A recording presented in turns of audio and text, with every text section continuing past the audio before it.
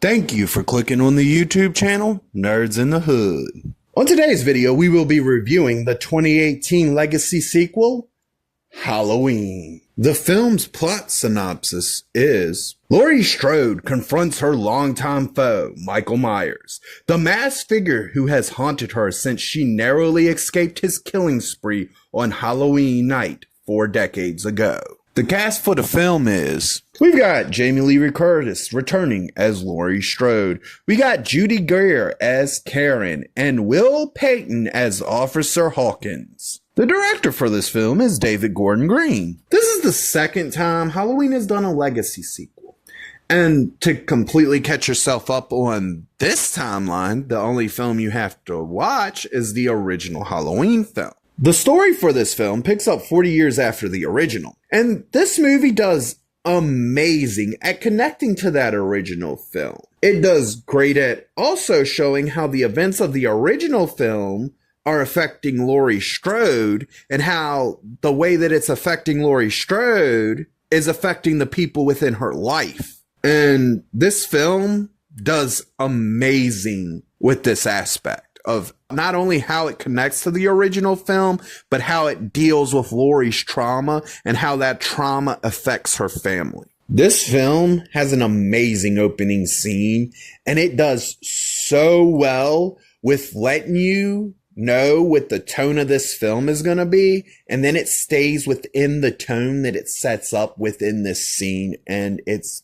beautiful. Now, we get those cool-ass opening credit scene that the original did, and we get it again here.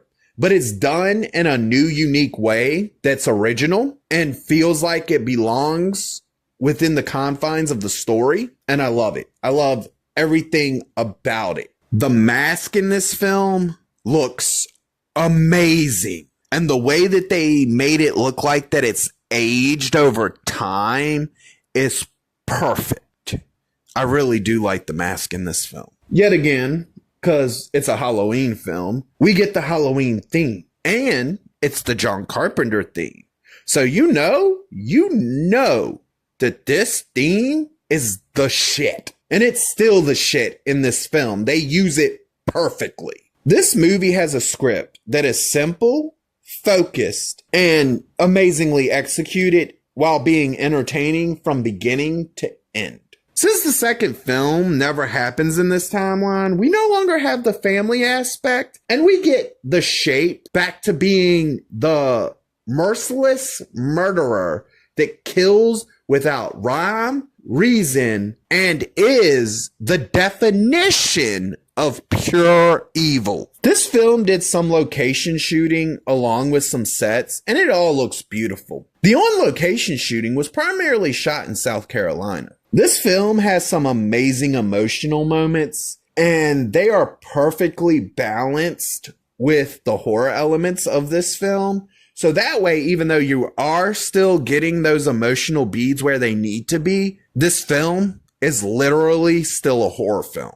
And those emotional moments help to sell the story of this film. But it never does forget the most important thing, and that is, this is a horror film specifically of the slasher subgenre. This movie really does have some amazing acting in it. And unlike certain other films where I can pinpoint or be like, this actor stood out or that actor stood out, this film, everybody stands out. Everybody's giving 110% to every moment of the film and every line that they deliver. They did amazing with setting up the characters in the film, and they all feel well written and also feel like you're actually watching real people go about their day-to-day lives when this event happens. This film is so well done that it never drags at all. It flows from the opening scene to the end scene.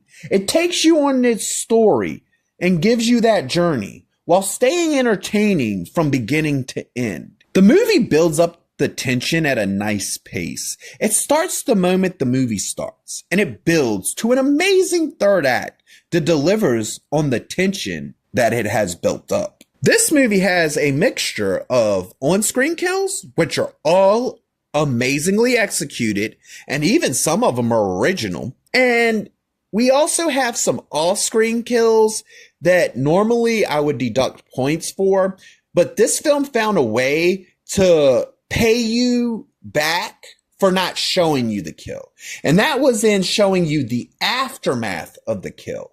And trust me, the on-screen kills, I love them, I always will. But this film made me not care about the off-screen kills because of those aftermath scenes were just perfect. This film finds a way to cater to its hardcore fans by putting little references into the film and throughout the course of the film for the hardcore fans to pick up on. In this film, we don't get Michael Myers like we did in Halloween 4, 5, and 6.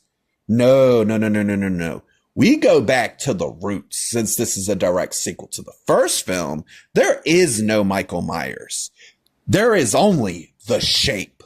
And the Shape is pure fucking evil with no rhyme, no reason, and no purpose other than to kill people because he wants to, because he can, and because that's what he feels like doing. We didn't know this when the movie first came out by itself in 2018. And we didn't really find this out until the second film in this trilogy. But this film does set up some minute things that will be touched again or brought back up in the next film. And while doing these things, they never actually hinder the story. They're little things that are there and you don't know how important they are until you watch the next film. I want to make this plain and clear. There is no point in this movie where it deliberately tries to do something funny at all. It's a horror movie at its core. It does the horror movie thing perfectly. But because of the way some of the shots play out, you can't help but laugh at a couple things in this film. And having those moments like that where it doesn't mess with the tone, but just the way it plays out, you might find it amusing, you might not. But for me, those little moments like that were able to add a little bit of charm to an extremely dark film. The Shape is presented in this film as not being hyper supernatural. He's not to the levels that it got to in The Curse of Michael Myers.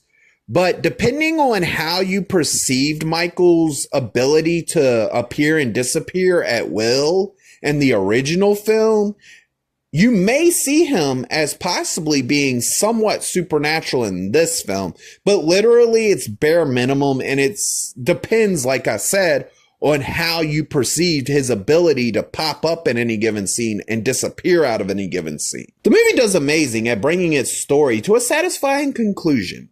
With an amazing third act that brings everything to its climax, the film is left open for the next film, but this chapter closes amazingly. This movie was not only so good, it was so well received that it kicked off the modern day legacy sequel trend. This film does amazing at its setup, on how it continues the original story, how it sets up its sequels without ever really setting up its sequels, and how it never feels like it's doing way too much. I'm not gonna lie. The amount of stuff that happens in this film and any other film with any other writers and any other directors could have come out being stuffed with too much going on. But with the fact that we got a great set of writers, a great director, and some amazing talent acting in this film was perfectly pulled off.